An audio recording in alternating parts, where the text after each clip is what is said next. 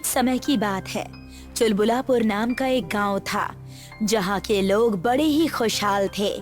लोगों के पास बहुत अधिक पैसे तो नहीं थे, पर हृदय बहुत बड़ा था सबका। पर वहां की दिक्कतें बढ़ती जा रही थी। लोगों को कोई समाधान भी नहीं सूझ रहा था। तभी एक दिन उस गांव में एक जादूगर आया। गांव के प्रधान और कुछ लोग वहां उसकी बातें सुनने इकट्ठा हुए थे। आओ आओ, सभी आओ और मेरे गुण गाओ। ऐसा कौन सा महान काम किया है तुमने भैया कि मैं तुम्हारे गुण गाऊं? बढ़िया मजाक, बढ़िया सवाल, पर गुण तब गाओगे जब करामात देख पाओगे। अरे दिखाते क्यों नहीं भैया? हम सब तो वैसे भी परेशान थे, थोड़ा मन बहला दो, हैं भाइयों? परेशानी? हाँ परेशानी, उसी का हल हूँ मैं, जादूगर नल हूँ मैं।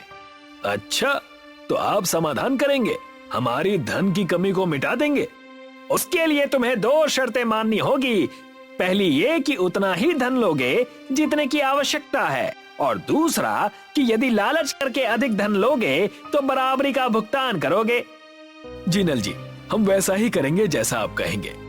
ठीक है, किस्मत की चक्की, गुफा में जाओगे, चक्की चलाओगे तो खूब धन पाओगे। लालच करके अधिक चलाओगे तो लालच की चक्की के जाल में फंस जाओगे। चलो सब लोग चक्की चलाने गुफा की तरफ चलते हैं। धन्यवाद जादूगर नल जी। जाओ जाओ, खूब धन पाओ। सब गांव वाले गुफा की तरफ चले जाते हैं और जादूगर अकेला खड़ा होकर वहां हंस रहा था। फंस गए, लालच की चक्की में धंस गए।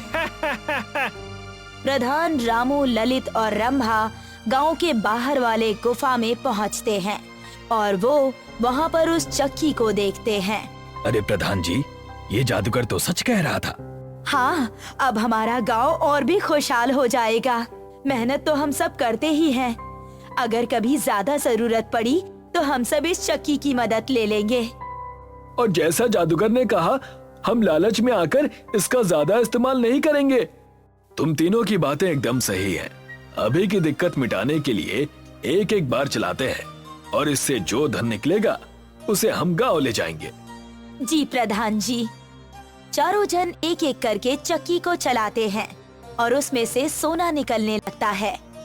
इसमें तो सच में जादू है, सोना ही सोना है इसमें। इतना पर्याप्त है हमारे लिए। अब 1 साल के लिए इससे अधिक धन की आवश्यकता नहीं होगी। हाँ प्रधान जी, बाकी धन हम अपनी मेहनत से कमा लेंगे। अब सब चलो यहाँ से, ये धन हम गांव के काम में लगाएंगे। चारों लोग गांव की तरफ लौट जाते हैं। अगले दिन गांव में एक पंचायत बिठाई जाती है। जैसा कि आप सब जानते हैं, कल जादूगर नल आया था। जादूगर नल ने जैसा कहा था, बिल्कुल वैसी ही चक्की हमें उस गुफा में मिली, जिसे घुमाने पर खूब सारा धन निकला। जी प्रधान जी, पर आप किस विषय पर जोर देना चाहते हैं, हमें समझ नहीं आ रहा। इन सब चीजों के बारे में तो हम सब पहले से ही जानते हैं। ललित, मैं किसी एक विषय पर जोर देने नहीं आया, बल्कि जो चीज पहले से ही कही गई है उसके बारे में तुम्हें बता रहा हूँ। मेरे कहने का मतलब यह है कि अगर किस्मत की चक्की की बात सच हो सकती है, तो जरूर ही लालच करके ज्यादा धन निकालने पर बराबरी की भरपाई वाली बात भी सच ही होगी। सही कहा। अगर लालच करके ज्यादा निकाल लिया तो किस तरह की भरपाई करनी पड़े, इसका कोई भरोसा नहीं। इसीलिए मैं आप सब गांव वालों को ये चीज फिर से बता रहा था, ताकि कोई भी गलत काम जाने अनजाने में ना करे। जी, हम सब आपकी बात बिल्कुल समझ गए प्रधान जी। ज्यादा लालच कर दिया तो ये वरदान श्राप में बदल सकता है। हाँ, बस इसीलिए मैंने ये पंचायत बुलाई थी। और दूसरी बात ये कि अब से जब भी चक्की चलानी होगी तो मैं, रामू, ललित और रंभा वहां जाया करेंगे, ताकि कोई तकरार ना हो लोगों में और लालच में आकर कोई फंस ना जाए। कुछ महीने बीत गए और जो भी धन चक्की से निकला था वो समाप्त हो गया। लोगों ने प्रधान से आग्रह किया और चारों जन फिर से चक्की के पास चले गए। अरे प्रधान जी, हमें तो लगा था कि धन कुछ महीने और चल जाएगा, पर शायद हमने गिनती सही से नहीं की थी। हाँ, इस बार थोड़ा अधिक निकाल लेते हैं ताकि बार बार यहाँ ना आना पड़े। हाँ, तुम लोग ये ठीक कह रहे हो। अगर ये बात है तो अच्छा है, लेकिन अगर लोग मेहनत से छुटकारा पाने लगेंगे और उस वजह से ये धन जल्दी समाप्त होने लगेगा तो काफी दिक्कतें आ सकती हैं। तब भी ललित, इतनी छोटी सी बात पर कोई दिक्कत नहीं होगी। आखिर उस जादूगर नल ने हमारी समस्या हल करने के लिए ही ये किया था ना। तो अगर मेहनत कम होगी तो सबको आराम मिलेगा, तो वो भी तो समस्या का हल ही है ना। हाँ, रामू सही कह रहा है। अगर मेहनत थोड़ी कम होगी तो अच्छा ही है। पर्याप्त धन निकाल लें, फिर हम सब चलते हैं। चारों ने चक्की चलाई और वहाँ से गांव की तरफ चले गए। गांव में फिर धन पहुँचा और इस बार पिछली बार से अधिक मात्रा में, पर समाप्त होने में उसे मानो बस क्षण भर ही लगा हो। इस बार धन 1 महीने में ही समाप्त हो गया। फिर पंचायत बुलाई गई और उन लोगों में एक युवक रकुल भी था। हम लोगों ने इस बार पिछली बार से अधिक मात्रा में धन प्राप्त किया था उस चक्की से, तो ये कैसे हो रहा है? आप इन गांव वालों से पूछिए, आखिर मात्र 1 महीने में इतना धन खत्म कैसे हो गया? मेहनत की इच्छा ही मर गई है जैसे सब में। पर ठीक ही है ना, अगर मेहनत कम करनी पड़े तो बस उतना ही धन लगेगा जितना हम सबको संतुष्ट कर दे और हम सब और धन के पीछे ना जाएं। रंभा, तुम्हारी बात सही है, पर अभी बस हमने उस चक्की का इस्तेमाल करना शुरू ही किया है और इतनी जल्दी मेहनत से मुंह मोड़ लेना अच्छा नहीं है। मैंने तो आपसे पहले ही कहा था कि अगर दिक्कत गिनती में थी तो अच्छा होता। इस तरह से हमारा क्या होगा? हम सब लालच की चक्की के जाल में फंस जाएंगे। वो किस्मत की चक्की है ललित, थोड़ा सोचकर बोलो, लोगों को भड़काओ मत। हाँ, अगर तुम उस चक्की का महत्व नहीं समझते हो तो तुम्हारा आना ठीक नहीं है। सही कह रहे हैं आप। शायद मैं उसके महत्व को अभी समझ नहीं पा रहा, पर मैं उसके खतरे को समझ रहा हूँ, इसीलिए मैं स्वयं अब वहां नहीं जाऊंगा। उन चारों की बातें सुन रकुल हंस पड़ा। आप सब इस तरह बात करते हैं जैसे हम गांव वालों की गलती हो। कहना क्या चाहते हो? आप कैसे इस बात का प्रमाण दे सकते हैं कि आपने अपने लिए अधिक धन नहीं रखा? पर हमने तो सबके लिए धन निकाला था। तुम इन तीनों से पूछ लो। नहीं, मुझे इन तीनों से नहीं पूछना, ना आपसे पूछना है। हम गांव वालों को भी पता है कि आप तीनों उस गुफा में शुरुआत से ही साथ में जा रहे हैं। तो क्या पता आपने आपस में कोई बात बना ली हो? तो अब तुम गांव वालों ने मेरे बिना कोई निर्णय ले लिया? जरूरी था प्रधान जी। आप भी समझिए, हमने निर्णय लिया है कि अब जब भी आप सब जाएंगे तो मैं भी आपके साथ चलूंगा। क्या? हम क्यों ले चले तुम्हें? तुम दोनों इस तरह की बातें मत करो। उस चक्की को पूरे गांव को दे दिया गया है। रकुल यदि गांव की सहमति से आ रहा है तो इसे चुपचाप स्वीकार करो। बस इतना ही नहीं, एक और शर्त है।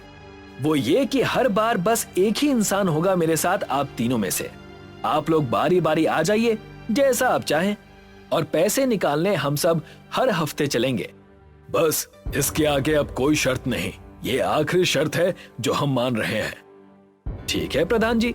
चुलबुलपुर को एक वरदान मिला था उस चक्की के रूप में, पर धीरे धीरे इंसान की लालच ने इस वरदान रूपी चक्की को दूषित करना शुरू कर दिया था। अब की बार रकुल और प्रधान चक्की के पास जाते हैं।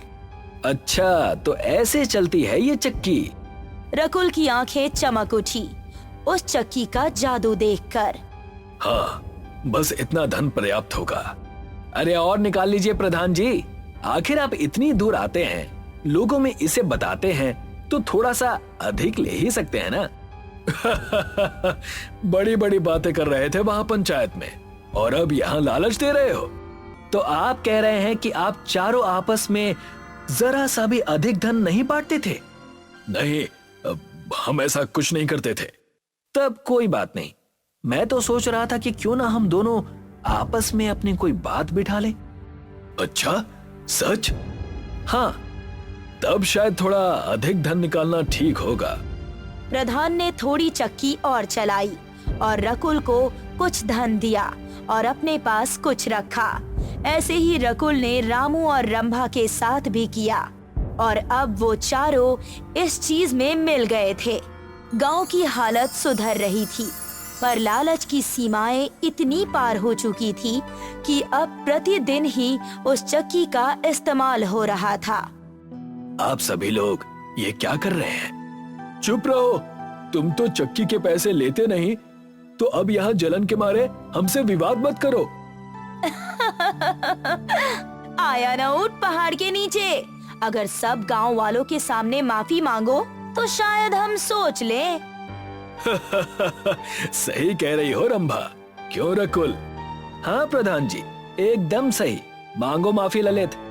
मुझे चक्की का कुछ नहीं चाहिए, मैं अपनी मेहनत से संतुष्ट हूँ। मुझे अपना वो गांव याद है जहाँ लोगों के हृदय की सीमा नहीं थी। अब तो आप सबकी सोच भी सीमित हो चुकी है। अगर ऐसा ही चलता रहा तो ठीक नहीं होगा आप सबके साथ। इसीलिए आप सबको आगाह करने आया था। अब मैं जा रहा हूँ, बस ध्यान रखिएगा कि उस चक्की के साथ आप खुद ना पिस जाएं। ये कहकर ललित वहाँ से चला गया। बाकी लोगों ने ललित की हंसी उड़ाई और आपस में फिर दूसरी बातों में लग गए। तो रकुल, अब तो गांव में कोई दिक्कत नहीं है हमसे किसी को? नहीं प्रधान जी, अब तो सब ठीक है। लोगों की मेहनत भी कम हो गई है। क्यों गांव वालों? वहाँ जो गांव वाले खड़े थे वो खुश नहीं लग रहे थे, बल्कि क्रोध में दिखाई दे रहे थे। अरे ऐसे क्या देख रहे हो? अब तो सब ठीक है ना? सब ठीक है? क्या ठीक है? तुम चारों के घर हम सबसे बड़े हैं। इतना ही नहीं, तुम्हारे पास जो भी ऐशो आराम की चीजें हैं वो हम सबसे अधिक मूल्यवान हैं। रकुल भी तुम सबके साथ मिल गया है। हम सब गांव वालों ने ये निर्णय लिया है कि चक्की किसी एक की नहीं है। हम सबका जब मन होगा तब हम उसे चलाएंगे। अच्छा, अब तक कोई दिक्कत नहीं थी और अब ये सब करने लगे तुम लोग? मैंने इस गांव के लिए कितना कुछ किया है और अब थोड़े से धन के लिए मुझे धोखा दे रहे हो? इन सब से बात करना ही बेकार है प्रधान जी। हम भी अब से बिना रोक टोक के चक्की चलाएंगे। आए बड़े, देखते हैं क्या करेंगे। चलो गुफा की ओर प्रधान जी। अब लोगों में फूट पड़ गई थी। गांव के सब लोग चक्की चलाने के लिए दौड़ने लगे। रामू, पकड़ चक्की को। सब लोग आपस में खींचातानी करने लगे। तभी अचानक वो चक्की बड़ी हो गई और लोगों को चुंबक की तरह अपनी ओर खींचने लगी। बचाओ! छोड़ दो हमें, छोड़ दो हमें। सभी के सभी उस बड़ी सी चक्की से चिपक गए और चिल्ला रहे थे। तभी अचानक वो जादूगर वहाँ आता है। जादूगर नल है मेरा नाम, गाओ मेरा गुणगान। ये सब तुम्हारी गलती है, हमें छोड़ दो वरना तुम्हारे साथ ठीक नहीं होगा। क्या करेगा मेरा? पहले चक्की से जान तो छुड़ा ले तेरा। पहले ही कहा था, जितना पर्याप्त है उतना धन निकालोगे तो गांव को पावन पाओगे, और जो लालच कर ज्यादा निकालोगे तो बराबर का भुगतान भी करोगे। क्या? तो हम सब ऐसे ही चिपके रहेंगे? अब ऐसे ही चिपके रहो, अपने ही लालच दे लिपटे रहो। बहुत पसंद थी ना ये चक्की, तो अब दूर मत भागो और इससे जमे रहो। नहीं, हमें यहाँ से छुड़ा लो, हमें इससे चिपके नहीं रहना। गांव वालों, अब ये चक्की तुम सब आजीवन घुमाओगे। गांव के लोग उस चक्की से छूट जाते हैं, पर जैसे कोई शक्ति उन्हें मजबूर कर रही हो, वो सब मिलकर बड़ी चक्की को घुमाने लगते हैं। क्या गांव वाले जादूगर के जाल में फंसे या चक्की के जादू में? क्या उनकी इस दशा का कारण उनका लालच था या ये तीनों चीजें आपस में जुड़ी थी? बात जो भी थी, पर अब गांव वालों का जीवन उनकी लालच ने समाप्त कर दिया और ललित के अलावा सभी गांव वाले लालच की चक्की में पिस गए। विनोद एक व्यापारी है जो कि लाल मिर्चियों का व्यापार करता है, पर वो एक लालची किस्म का आदमी है और हमेशा लालच करने की ही सोचता है। विनोद अपने थैले में बहुत सारी मिर्चियां भरता है और घर से मिर्चियां बेचने के लिए निकल पड़ता है। पहले रामू गल्ले वाले के पास जाऊंगा आज। बहुत दिन हो गए हैं मैं उसकी दुकान पर नहीं गया। विनोद रामू की दुकान पर जाता है। कैसे हो रामू भाई? बहुत दिन हो गए हैं, आपसे मिला नहीं था, सोचा मिल लूं। इसी बहाने कुछ मिर्चियां भी बिक जाएंगी। मैं तो ठीक हूँ, पर तुम कहाँ गायब हो गए थे इतने दिन से? जब से तुमने आना बंद किया मैंने किसी और व्यापारी से मिर्चियां खरीदनी शुरू कर दी। अब मैं आ गया हूँ ना, अब से तुम मुझसे ही मिर्चियां खरीदना। बताओ कितने किलो मिर्ची चाहिए? अभी तो फिलहाल 3 किलो दे दो, बाकी जैसा चाहिए होगा मैं आपसे लेता रहूंगा। अरे क्या रामू भाई, सिर्फ 3 किलो मिर्ची खरीद रहे हो आप? इतनी बड़ी दुकान है, कम से कम 5 किलो तो ले लीजिए। नहीं नहीं, उतनी नहीं चाहिए। फिलहाल बरसात का मौसम है, बारिश में कोहरे के कारण मिर्चियां खराब होने लगती हैं। विनोद रामू के लिए 3 किलो मिर्चियां तो तौलता है, पर देने से पहले वो 1 किलो मिर्ची निकाल देता है। ये लो भाई, आपकी 3 किलो मिर्चियां। रामू गल्ले वाले को बेवकूफ बनाने के बाद विनोद दूसरी दुकान वालों के पास लाल मिर्चियां बेचने के लिए चला जाता है। लाल मिर्ची वाला आया, ले लो, बहुत स्वादिष्ट और तीखी मिर्चियां हैं। भाई साहब, आप लाल मिर्चियां कैसे दे रहे हैं? 300 रुपए किलो है बहन जी। आप इनके दाम पर मत जाइए, ऐसी मिर्चियां आपको पूरे बाजार में ढूंढने पर भी नहीं मिलेंगी। विनोद लाल मिर्ची वाला नाम है मेरा। अच्छा, तो आप ही हो लाल मिर्ची वाले विनोद।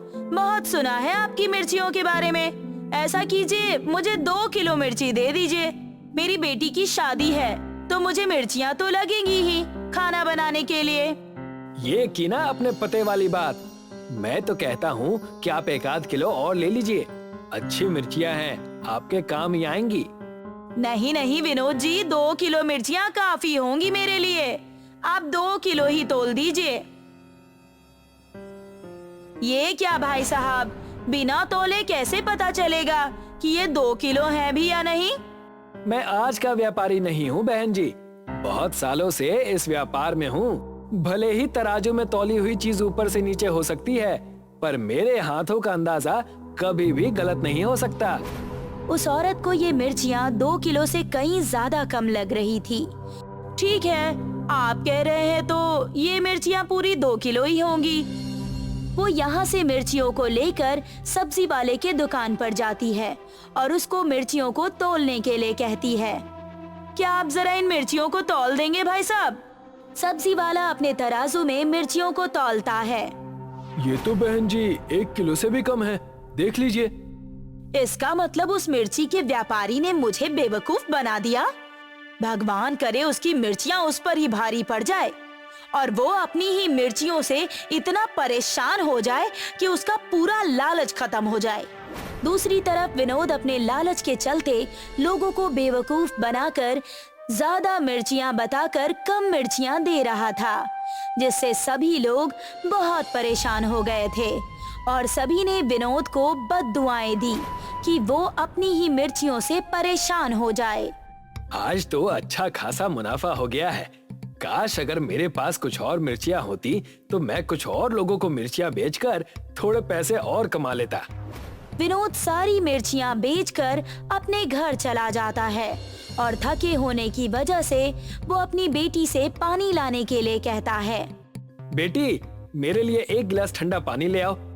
विनोद की बेटी उसके लिए पानी लेकर आती है, पर जैसे ही वो पानी पीता है उसे वो पानी बहुत ज्यादा तीखा लगता है। मैंने तुम्हें ठंडा पानी लाने के लिए कहा था, मिर्ची वाला पानी लाने के लिए नहीं। पापा, मैं तो बाल्टी में से ही ठंडा पानी लेकर आई थी, पता नहीं उसमें मिर्ची कहाँ से आ गई। घर में मिर्ची का व्यापारी है तो मिर्चियाँ तो बिखरी ही होंगी ना। गिलास को साफ करके लाना चाहिए था। मेरा पूरा मुंह जलने लग गया। विनोद किचन में जाकर उस पानी को फेंक देता है और उस गिलास को साफ से धोकर फिर से बाल्टी से पानी निकालता है। पर जैसे ही विनोद पानी पीने लगता है और पानी उसके मुंह में जाते ही उसका मुंह जलने लगता है। ये क्या हो रहा है? अभी तो मैंने गिलास को अच्छे से साफ किया था, ये मिर्चियाँ अचानक से कहाँ से आ गई? विनोद बिना पानी पिए ही सिसकियां लेते हुए अपने कमरे में आराम करने के लिए चला जाता है। वो वहां जाकर अपने बिस्तर पर लेट जाता है, पर कुछ देर लेटने के बाद उसके शरीर पर जलन होने लगती है। ये मेरी पीठ पर जलन क्यों हो रही है? लगता है बिस्तर पर मिर्चियाँ पड़ी हुई थी और मैं बिना देखे ही लेट गया। विनोद उठता है और अपने बिस्तर को अच्छे से साफ करता है और अपने बिस्तर पर एक नई चादर बिछा देता है। अब तो नई चादर भी चढ़ा दी है, अब तो जलन नहीं होनी चाहिए। जैसे ही विनोद बिस्तर पर लेटता है, उसके पूरे शरीर पर तेजी से जलन होने लगती है। वो फिर से खड़ा होता है और अपने आप को खुजाने लगता है। ये क्या हो रहा है? मेरा सारा बदन जलने लगा है। ये इतनी सारी मिर्चियाँ कहाँ से आ रही हैं? और वो देखता है कि उसके छत से भी मिर्ची ही गिर रही है। ये क्या हो रहा है? आज पूरा घर मिर्चियों से कैसे भर गया? ऐसा लगता है मेरे घर को किसी का श्राप लग गया है। जाकर पता करना होगा। विनोद इस श्राप के बारे में पता करने के लिए एक मंदिर में जाता है और पुजारी जी से इस बारे में पूछता है। पुजारी जी, मेरे पूरे घर में मिर्चियाँ फैल गई हैं और मैं जहाँ भी जाता हूँ वहाँ मिर्चियाँ ही मिर्चियाँ आ जाती हैं। क्या आप बता सकते हैं कि मुझ पर यह श्राप कहाँ से आ गया? बेटा, मैं कोई अंतर्यामी तो नहीं हूँ जो ये बता सकूं कि तुम पर ये विपत्ति कहाँ से आ गई, पर हाँ, जरूर तुमने किसी के साथ कुछ छल कपट किया होगा, इसीलिए तुम ये सजा भुगत रहे हो। मैं तो मिर्चियों का व्यापारी हूँ, मैं कैसे किसी के साथ छल कपट कर सकता हूँ? क्या तुमने कभी किसी के साथ ऐसा किया है कि उसको ज्यादा बताकर कम मिर्चियाँ दी हो? पुजारी जी समझ जाते हैं कि विनोद ने अपने ही काम में लोगों के साथ छल कपट किया है। वो उसको सभी लोगों से माफी मांगने के लिए कहते हैं और उसके कारण लोगों का जो नुकसान हुआ है उसकी भी भरपाई करने के लिए कहते हैं। बेटा, तुम्हें खुद ही पता होगा कि तुमने अपने लालच के चलते किस किस का नुकसान किया है। जाकर अपनी गलती सुधार लो, तभी तुम इस श्राप से मुक्त हो सकते हो। विनोद पुजारी जी की बात को समझ जाता है। वो मंदिर से निकलता है और अपने घर जाकर अपने थैले में मिर्चियाँ भरता है और उन सब लोगों को जाकर मिर्चियाँ देता है जिस जिसको उसने किलो के हिसाब से कम मिर्चियाँ दी थी। ये लो रामू भैया, मिर्चियाँ ले लो। मैंने कई बार आपसे पूरे पैसे लिए हैं और आपको कम मिर्चियाँ दी हैं। विनोद रामू को मिर्चियाँ देने के बाद उस औरत को ढूंढने निकल जाता है जिसको उसने 2 किलो के बजाय 1 किलो से भी कम मिर्ची दी थी। वो बाजार की तरफ जाता है, तभी उसको वो औरत एक फल वाले के ठेले के पास खड़ी दिखाई देती है। विनोद उसको आवाज लगाता है। अरे बहन जी, सुनिए, मैं वही मिर्चियों का व्यापारी हूँ जिससे आपने अपनी बेटी की शादी के लिए मिर्चियाँ ली थी। हाँ, पहचान लिया मैंने तुम्हें। तुम जैसे धोखेबाज और लालची इंसान को कोई कैसे भूल सकता है भला? मुझे पता है बहन, मैंने तुम्हारे साथ धोखा किया है, पर मैं आज यहाँ अपनी गलती सुधारने आया हूँ। ये लो, ये मिर्चियाँ रख लो। उस दिन मैंने तुम्हें कम मिर्चियाँ दी थी ना। विनोद उस औरत को सारी मिर्चियाँ दे देता है और अब धीरे धीरे उसकी जलन कम होती है। पुजारी जी ने ठीक कहा था कि अगर मैं अपनी गलती का प्रायश्चित करूँगा तो खुद ही इस समस्या से बाहर निकल सकता हूँ। और वो अब से लालच करना बिल्कुल ही छोड़ देता है। साथ ही वो अपना ये वाला किस्सा अपनी बेटी को भी सुनाता है और उसको भी लालच से दूर रहने के लिए कहता है।